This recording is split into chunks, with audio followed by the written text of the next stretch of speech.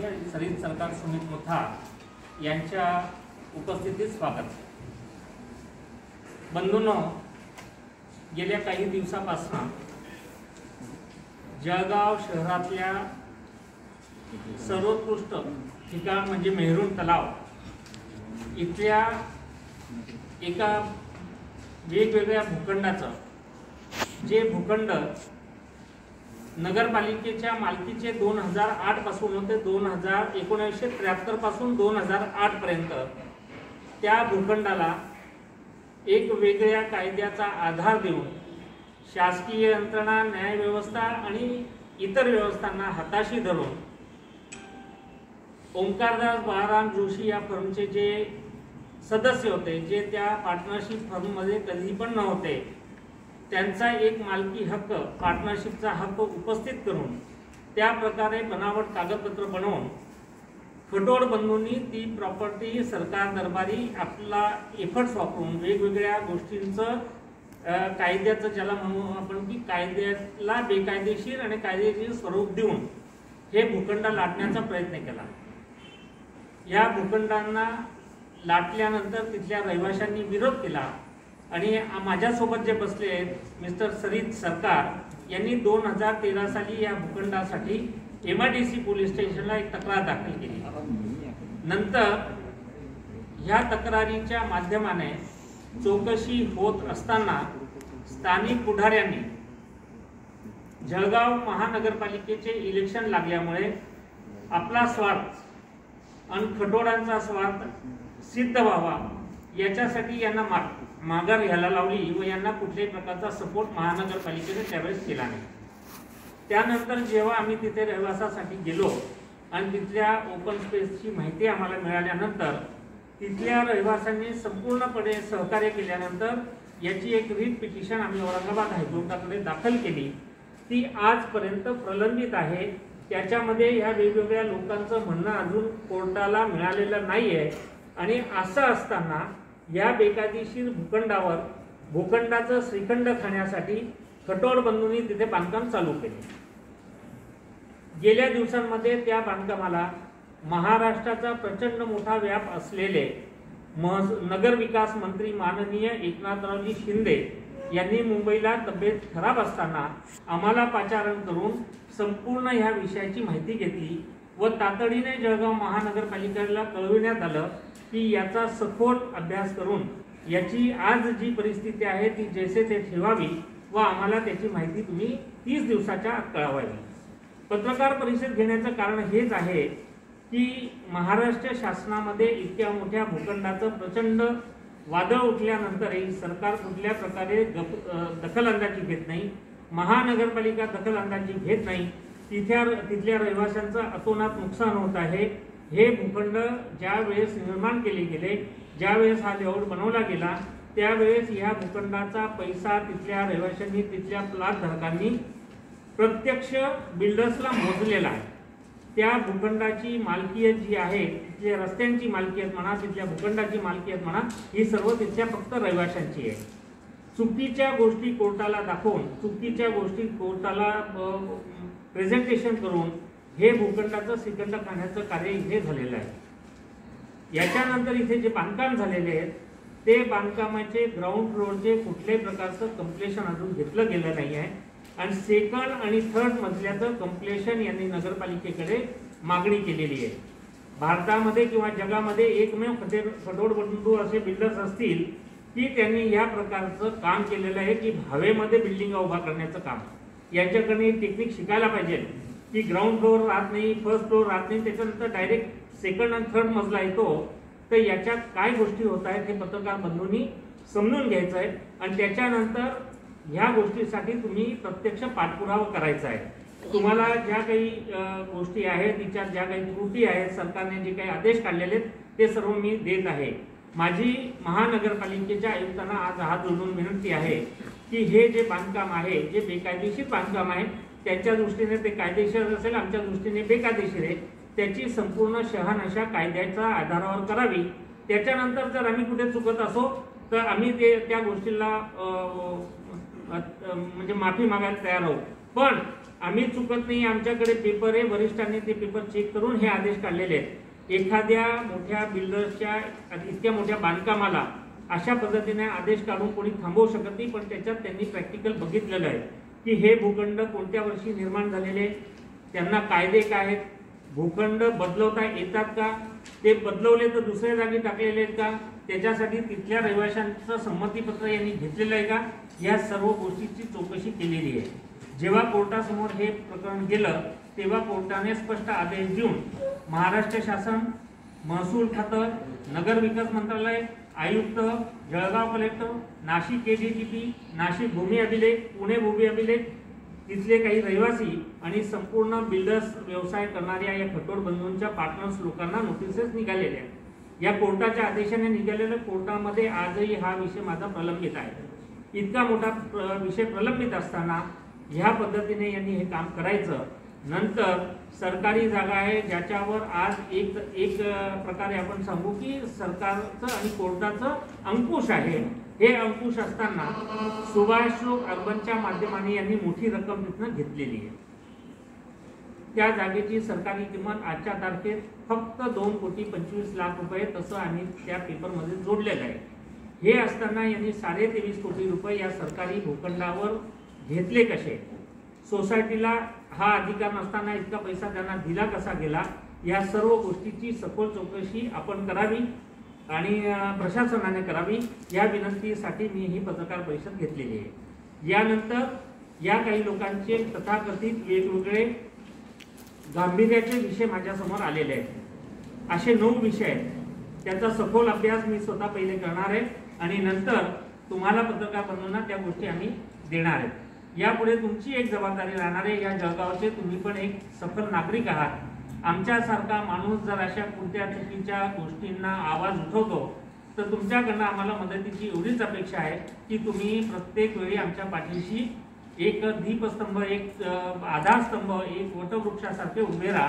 तर अशा चुकीच्या गोष्टी जे भूखंड मेहरून तलावच्या लगतच्या सर्व रहिवाशांचे आहेत, प्रत्येक रहिवाशाने आम्हाला याच्यात मदत केलेली आहे, प्रत्येक रहिवाशाने त्यांचे ॲफिडेव्हिट करून दिलेले आहे। काही लोकांना यांनी राजकीय दबाव आणून, काही लोकांना यांनी धाकधपटशा करून त्यांचे ॲफिडेव्हिट परत घेतल्यानंतरही आम्ही कोर्टाच्या समोर ॲफिडेव्हिट करून ते हायकोर्टाला 100 रुपयाच्या बॉन्ड पेपरवर दिलेले आहेत। इतका मोठा गंभीर प्रकार हा जळगाव शहरामध्ये होत आहे। जळगावच्या तुम्ही एक चोखंदळ नागरिकांनी या विषयामध्ये लक्ष देऊन आम्हाला सहकार्य करावं ही विनंती करतो। आता तुमच्याकडे प्रेस नोट म्हणून आम्ही जे पेपर्स देत आहोत ते तुम्ही 2-5 मिनिटात वाचावे आणि तुमच्या मनात याच्या विषयात काही शंका असेल ती मला विचारेल, त्याचं मी तुम्हाला आताच निरसन करून देतो।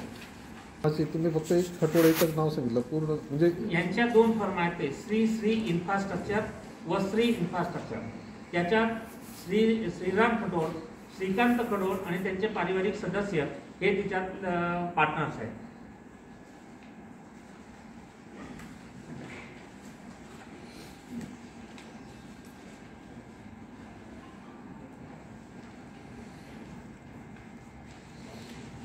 मला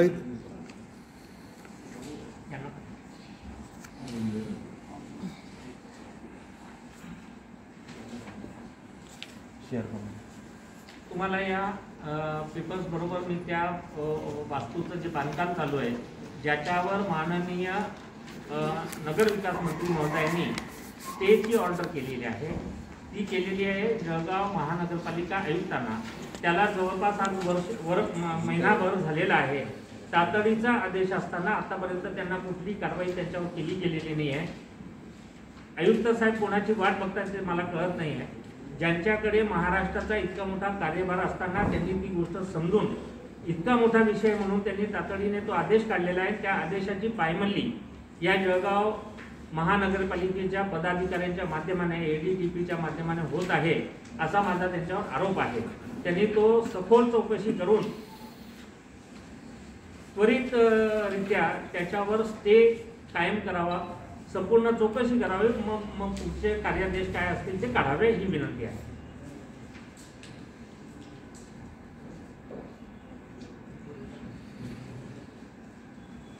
तुम्हाला शेवटचं जे महाराष्ट्र शासनाचं पत्र आहे नगर विकास विभागाचं ते मी याच्यासमोर जोडलेलं आहे।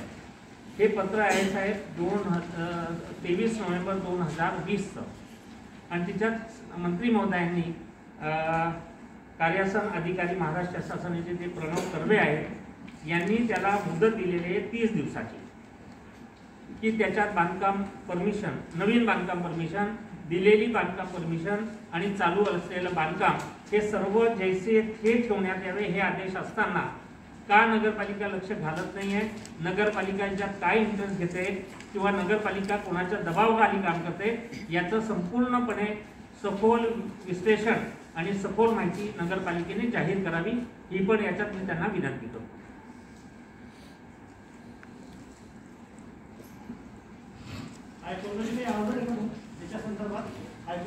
हायकोर्टामध्ये आपण गेलेलो आहोत, हायकोर्टामध्ये प्रलंबित आहे. हायकोर्टाने यांच्याकडनं अजून याची माहिती मागवलेली, पण हे प्रत्येक गोष्टीला सर्व डिपार्टमेंट महसूल खातं हे लेट गो करत आहे, म्हणून त्याच्यावर कुठल्याही प्रकारची अजून अधिकृत स्टे किंवा तसा दिला गेलेला नाहीये. कारण की समोरच्याचं म्हणणं जे आहे ते ऐकल्याशिवाय हायकोर्ट पुढची कार्यवाही करत नाही, एकतर्फा कार्यवाही कुठेही होत नाही. न्याय व्यवस्थेचं काम संपूर्ण सबूतवर चालतं, ते त्यांच्याकडनं मागतील, ते त्यांना पेपर द्यावे लागतील. त्यांनी जे काम केलेलं आहे, मुळात तर हायकोर्टाच्या समोर सिंगल बेंच, ज्याला आपण एक पीठासीन अधिकारी म्हणतो, त्यांच्या समोर ही केस जाऊ शकत नाही. MRTP ऍक्ट मध्ये क्लिअर कट लिहिलेलं आहे, असे कोणतेही डिसिजन घेताना डबल बेंचने याचे डिसिजन घ्यावे. ज्या वेळेस हे डिसिजन घेतले त्यांनी विचारलं नगरपालिकेला की हे काय करताय तुम्ही, कोणत्या बेसवर तुम्ही माझ्याकडे पेपर असून आणले, तर त्यांनी सांगितलं नगरपालिकेमध्ये 10% रूल आहे. त्या अधिकाऱ्याने तिथे कोर्टाला सांगायला पाहिजे होतं की जेव्हा हे लेआउट मंजूर करण्यात आले होते तेव्हा मेहरून तलाव हा मेहरून गावामध्ये होता, गावासाठी कायदे वेगळे आहेत, शहरासाठी कायदे वेगळे आहेत. त्यांनी ते दाखवलं की हे शहरासाठी म्हणून ग्रांट केली की 15% सोडून द्या. त्या भागामध्ये तुम्ही जर बघितलं असेल की आता एकही सिंगल ओपन स्पेस शिल्लक नाही. 23 एकरचा लेआउट जर झाला आहे त्याला ओपन स्पेस शिल्लक नाही, याचा अर्थ काय आहे? एक छोटासा 20 तुकडा आपण येणे करतो नगरपालिकेकडे किंवा कलेक्टर ऑफिस मध्ये ना, तर त्याला काय किती सोडावं लागतं? 10% सोडावं लागतं. मग इथे तो नियम का नाही? आणि जी नियमाने सोडलेली आहे त्याला एक वेळा लेआउट सँक्शन झाल्यानंतर 8 वर्षाचा आत त्याच्यात काय मॉडिफिकेशन करायचे ते करता येतात. लेआउट सँक्शन झाला आहे 1973ला, मॉडिफिकेशनची वेळ होती 1981. हे केलं गेलेलं आहे 2008ला, म्हणजे जग जागो जग सवेरे, कारण की त्यावेळेस प्रॉपर्टीची किमती इथे वाढलेल्या होत्या. आपण महापालिकेच्या अधिकाऱ्यांचा उल्लेख केलेला आहे, त्यांनी परवानगी दिली. तर आपण काही माहिती त्या ठिकाणात कागद काढली का ज्याच्यावरून आपलं निदर्शन असावं? आम्ही कोर्टात जे दाखल केले ते माहितीच्या आधारावर नाही, त्याचं कायदेशीरच कागद आहे. त्याला हायकोर्टाचे आणि सुप्रीम कोर्टाचे केस लॉ लागलेले आहेत की अशा पद्धतीने परवानगी दिली त्या अधिकाऱ्याचं नाव आलंय का? त्या अधिकाऱ्यांचं नाव नाही.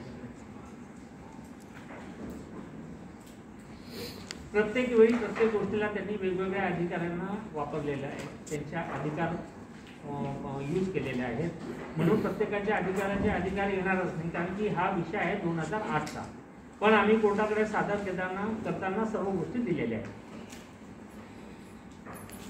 त्या 2008 आणि 2018 10 वर्षानंतर हायकोर्टात केस स्टँड होते, याचाच अर्थ आहे की तिच्यात काहीतरी घोटाळा झालेला. आणि आवश्यक नाही की जेव्हा झालं तेव्हाच लोकांना कळेल आणि लोक लगेच जागृत होऊन ते काम करतील. जेव्हा माहिती पडलं, आम्ही तिथे रहिवासाला गेलो, यांच्या बाजूला गेल्यानंतर यांनी आम्हाला सर्व गोष्टी तिथे सांगितल्या. 2014, 15, 16ला आम्ही तिथे आमचा बंगला झालेला आहे. त्यावेळेस तिथल्या ओपन स्पेसच्या विषयाची माहिती मिळाल्यानंतर आम्ही सर्व कागदपत्र काढली.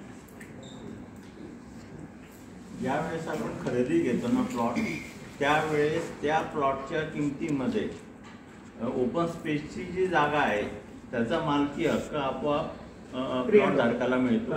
आणि तो आम्हाला मिळालेला असताना जर कधी आम्ही प्लॉट खरेदी केल्यानंतर तो 2008 साली केलेल्या प्लॉटचा जर कधी आमचा 2020 साली जात असेल किंवा 92 मध्ये खरेदी केलेल्या प्लॉटचा 2008 मध्ये जात असेल तर याला कोण दोषी आहे?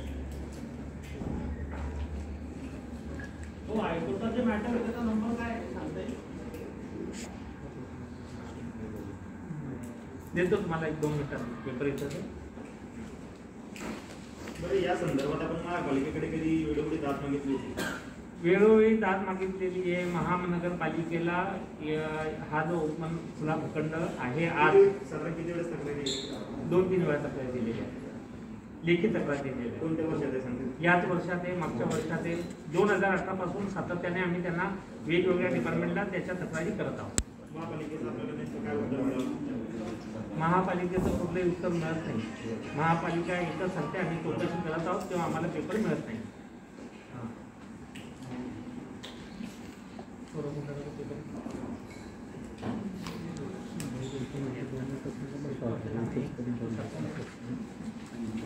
सर, जब जलगांव में किसी को अपार्टमेंट वगैरह बनाना होता है तो वो बाहर से जो बिल्डर्स होते हैं वो बाहर से परमिशन लेकर आते हैं, तो वो सही होता है?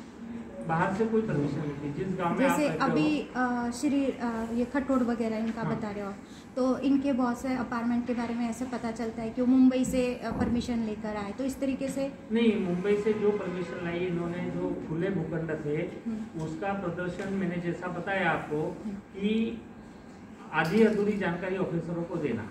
अच्छा, बहुत बैक में जाने की ऑफिसरों की आदत नहीं है। ये कभी भी रूट लेवल से आप बात करोगे तब सब चीज़ें इसमें क्या हो रही मालूम पड़ेगी, लेकिन अधिकारी क्या करते हैं, कौन से साल को ये लेआउट मंजूर हुआ है और उसके बाद क्या रूल थे, तो जिस टाइम पे मंजूर हुआ उस टाइम पे इसको 15% का रूल था। कायदा ये बताता है कि आपने ये किसी भी हालत में बदलना नहीं चाहिए 8 साल तक, लेआउट बनने के 8 साल तक उसको अधिकार है।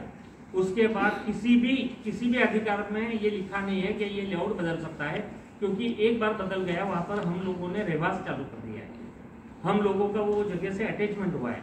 रहवास चालू करते वक्त हम लोगों ने उसका पैसा दिया है।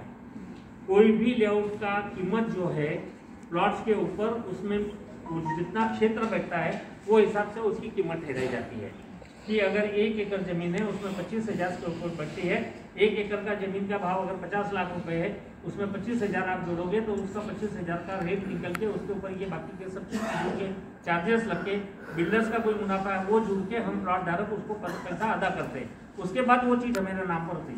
तो हम जब प्लॉट लिए जब तो ये सोचे थे कि ये खुला भूखंड है।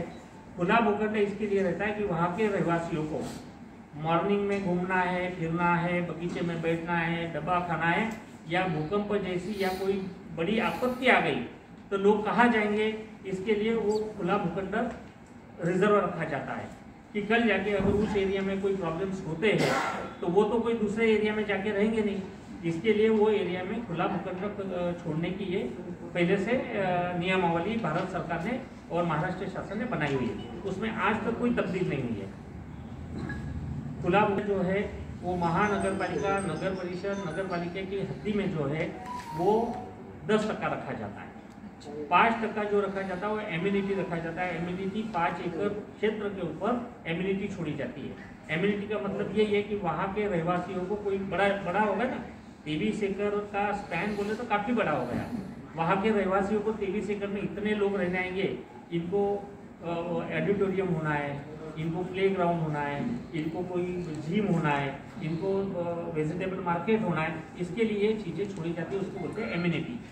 फिर एम्यूनिटी हॉस्पिटल्स के भी काम में आती है, एम्यूनिटी कोई अच्छे संस्कार केंद्र के लिए भी काम आती है। अगर वही जमीन हम हड़प कर लेंगे तो वहाँ के लोगों को संस्कार केंद्र में क्या गाँव में आना है या शिवाजी नगर में जाना है या कोई और दूसरे एरिया में जाना है, इसके लिए हमारा ये संघर्ष चल रहा है।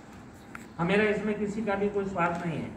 वहाँ के रहवासी सारे एफिडेविट करके कोर्ट में गए हैं और उसका प्रतिनिधित्व हम लोग कर रहे हैं, शरीर सरकार कर रहे हैं, मैं कर रहा हूँ और भी कोई लोग कर रहे हैं। जो आज यहाँ पर बारी दादा भी आए हुए बैठे हो, एक और व्यक्ति है उनकी आज तबीयत ठीक नहीं है, उनकी भी उम्र काफ़ी है, भगवान लाल उनका नाम है। और अभी तो ऐसा है कि 2 हेक्टेयर के ऊपर अगर जमीन है तो 10% जगह आज भी छोड़ना है और 10% ओपन स्पेस आज भी छोड़ना है। तो इसमें रिवर्स कैसे हो सकता है कि जब गवर्नमेंट बोल रही है कि 2 हेक्टेयर के ऊपर अगर आपके पास में इन्हें करना है तो आपको 10% एम्यूनिटी और 10% ओपन स्पेस है, तो फिर वो रिवर्स कैसे क्या हो सकता है। और 1993 में 73 में जब ये लेआउट बना, जब तो इनका जन्म भी नहीं हुआ था, ये आए कैसे, इंटर हुए कैसे उसमें। ये जमीन जिसकी थी उसने इन्हें किया, उसने लेआउट बनाया, उसने प्लॉट बिके, ये लोग बाद में आए, बाद में आने के बाद में इनको ध्यान में आया कि भाई अगर यहाँ अपन कुछ करें तो अपने को 5% जगह मिल सकती है, 10% का अभी नया रूल है। उसके बाद में जब इन्होंने वो कोर्ट के सामने पेश किया और ये किया, जब उन्होंने यही बताया कि ये 10% गलती 5% ज्यादा गलती से छुपा है, लेकिन उन्होंने ये नहीं बोला कि ये लेआउट कब मंजूर हुआ है और इसमें हमारा मालकी हक कहाँ है। और ग्रामीण में थे उस टाइम 15% था, ये भी उन लोगों ने उल्लेख नहीं किया, ग्रामीण मिसगाईड किया। तुम्हाला सर्वांना माहिती आहे की मेहरून हे जे क्षेत्र आहे हे नगर पंचायत म्हणजे ग्रामपंचायत होती, त्याला जेव्हा विस्तार झाला शहराचा तेव्हा महानगरपालिकेमध्ये मेहरूनला घेण्यात आलं, नगर परिषदमध्ये घेण्यात आलं असेल। आणि हे जे लेआउट तयार झालेलं आहे त्यावेळेस टोटली कायदे 15%चे होते। यांनी कोर्टालाही माहिती नाही दिली, मंत्र्यांनाही माहिती दिली नाही, मंत्र्यांकडून ती ऑर्डर करून घेतली। त्याच्यानंतर नियम असा आहे की तिथल्या रहिवाशांची संमती घेणं आवश्यक आहे लेआउट रिवाईज करायचा असेल तर, आणि त्याला सबळ कारण द्यावं लागेल की कशासाठी तुम्ही रिवाईज करताय। फार झालं तर तुम्ही तिथल्या लोकांनी संमती दिली की ही जागा चुकीच्या दिशेला आहे, या जागेचा उपयोग इथल्या रहिवाशांना नाही होत आहे आणि ही जागा खालीच आम्ही संमती देत आहोत की तो लेआउट ह्या लेआउटमधली ही ओपन स्पेस शिफ्ट करण्यात आवी, तसं कोणीही लेटर दिलेलं नाही। शहरात कुठे असं आहे बेकायदेशीर बांधकाम त्यांनी केलंय का? शहरात कुठे असं बांधकाम केलेलं बेकायदेशीर नाही। आज आपण 413चा विषय घेतलाय दादा, यापुढे सर्व विषय तुम्हाला 9 विषय माझ्याकडे आहेत, ते वेळोवेळी मी बोलवून सर्वांना देईल। त्याच्यावर आपला अभ्यास, त्याच्यावर कायदेशीर पेपर्स आणि ज्या ज्या अमेंडमेंट झालेल्या आहेत त्या सर्व काढण्याचं काम चालू आहे। बेकायदेशीर काम करणं हे यांचे धंदेच आहे आणि मी लेखी देतोय, सर्व गोष्टींचे पुरावे देतोय। साधारण भूखंडामध्ये किती कोटीचा भ्रष्टाचार असेल? 30 कोटी रुपयाचा जवळपास भ्रष्टाचार त्यांच्या सांगण्यावर काल त्यांनी स्टेटमेंट दिलेलं आहे की मेहरून तलावाजवळ अजय ललवाणी यांचा बंगला आहे आणि तिथे 7,500 रुपये स्क्वेअर फूटचे भाव आहे, हे त्यांनी एक्सेप्ट केलेलं आहे। जर असं असेल तर 40,000 फुटाचा भूखंड आहे, 30 कोटी रुपयाचा भ्रष्टाचार आहे आणि एवढा भ्रष्टाचार असेल तेव्हाच त्यांना सुभाष कर्मने 23 कोटी रुपये दिले ना।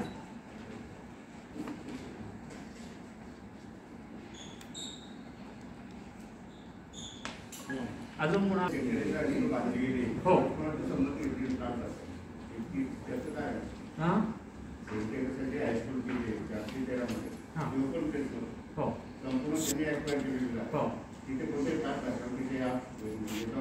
त्याचा पण केलेला आहे।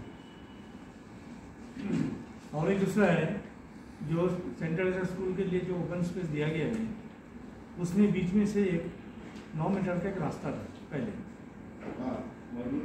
वो अपने बेनिफिट के लिए ओपन स्पेस इनको ज़्यादा 5% दूसरे एरिया में उनको चाहिए, उसके लिए उन्होंने क्या किया है कि वो ओपन स्पेस को उन्होंने बढ़ा दिया, रास्ते को ब्लॉक कर दिया।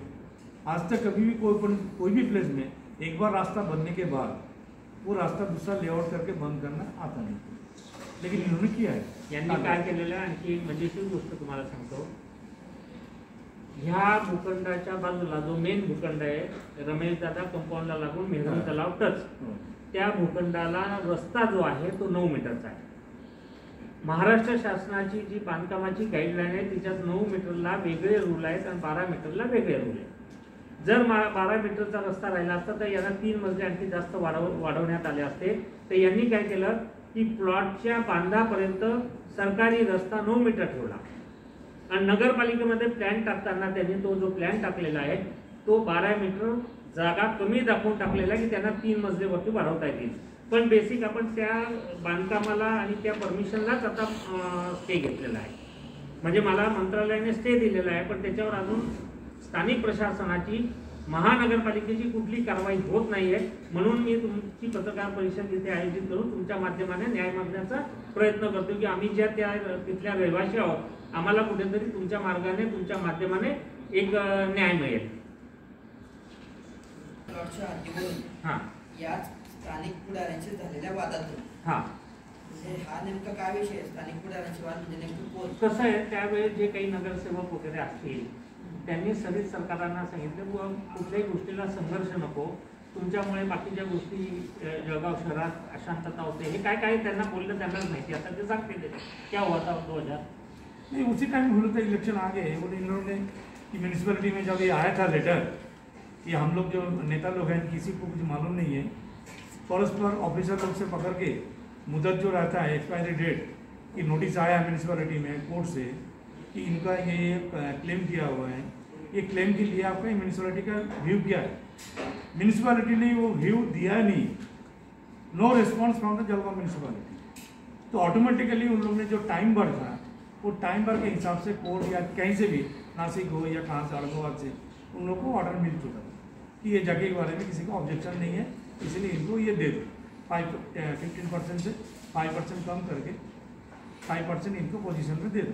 तो वो मिस्टर जोशी बोल के जो मालिक थे उनको मिला, फिर वहाँ से मिस्टर ये बिल्डर जो है इन्होंने परचेस किया। नाव घ्याल का तुम्ही? नाही राजकीय नाही, नाव लेके त्यावेळेस कोण आपल्याला राजकीय पद्धत म्हणजे ही घटना झालेली ती पेपरवर आहे ना, MIDC पोलीस स्टेशनला कंप्लेंट केलेली आहे, हायकोर्टात केस गेलेली आहे, हायकोर्टाकडे हे अप्रोच नाही झाले, यांनी तिथे कुठल्याही प्रकारची आपलं म्हणणं मांडलं नाही आणि हे केस लढत राहिले। त्याच्यानंतर कुठल्याही गोष्टीला टाइम फ्रेमिंग असतो, इन्कम टॅक्स असो, सेल टॅक्स असो, सरकारी यंत्रणा असो किंवा कुठल्याही गोष्टीला तुम्हाला चॅलेंज करायचं तर त्याला टाइम फ्रेम।